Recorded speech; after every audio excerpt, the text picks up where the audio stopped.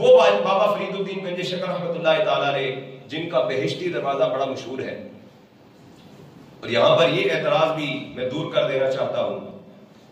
بعض لوگ اعتراض کرتے ہیں جی جنت کے تو 8 ہی دروازے تھے، یہ بہشتی دروازہ کہاں سے آ گیا؟ لوگوں کو حقیقت معلوم نہیں کہ یہ بہشتی دروازہ آخر بہشتی دروازہ کیسے بنا. خواجہ نظام الدین اولیاء رحمۃ اللہ تعالی علیہ آج جہاں پر یہ بہشتی دروازہ ہے وہاں سے آپ کا گزر ہوا تو آپ نے بلند آواز سے نعرہ تکبیر بلند کیا، اور نعرہ تکبیر بلند کر کے آپ اپنے احباب جو ان کے ساتھ تھے ان کو فرمانے لگے کہ ابھی یہاں پر حضور صلی اللہ علیہ وسلم اپنے 4 یاروں کے ساتھ یہاں پر تشریف لائے تھے.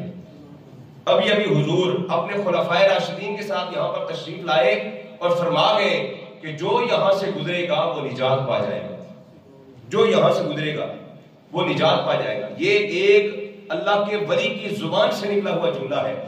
اس لیے لوگ جوک در جوک وہاں پر جاتے ہیں، سال کے بعد وہ کھلتا ہے اور پھر لوگ اس دروازے سے گزرنے کے لیے رات دن انتظار کرتے ہیں.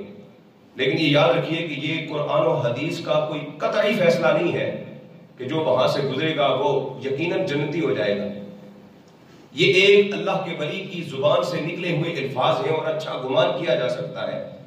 لوگ بدگمانی کے اندر پڑ جاتے ہیں اور اس حد تک وہ محبت میں ڈوب کر وہ کہتے ہیں جی ہم تو بہشتی دروازے سے ہو کر آ گئے، اب ہمیں نمازیں روزے کرنے کی ضرورت ہی نہیں، اب ہم جنتی ہو گئے. اس حد تک وہ اپنے آپ کو اس قدر توہم پرستی کے اندر مبتلا کر دیتے ہیں. تو یہ قطعی فیصلہ نہیں ہے، ہرگز نہیں ہے.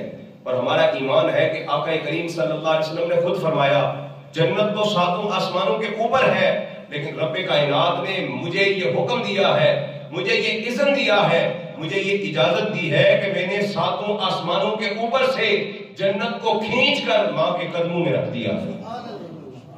آقا کریم صلی اللہ علیہ وسلم چاہیں تو آسمانوں سے جنت لا کر ماں کے قدموں میں ڈال دیتے ہیں. اور وہی آقا کریم صلی اللہ علیہ وسلم اگر فرمائیں کہ بہشتی دروازے سے جو گزرے گا وہ نجات پا جائے گا تو ان کی زبان سے نکلا ہوا یہ جملہ بھی درست ہے. اور حسن ظن رکھتے ہوئے اگر وہاں سے کوئی گزرے گا تو امید ہے کہ اللہ تبارک و تعالیٰ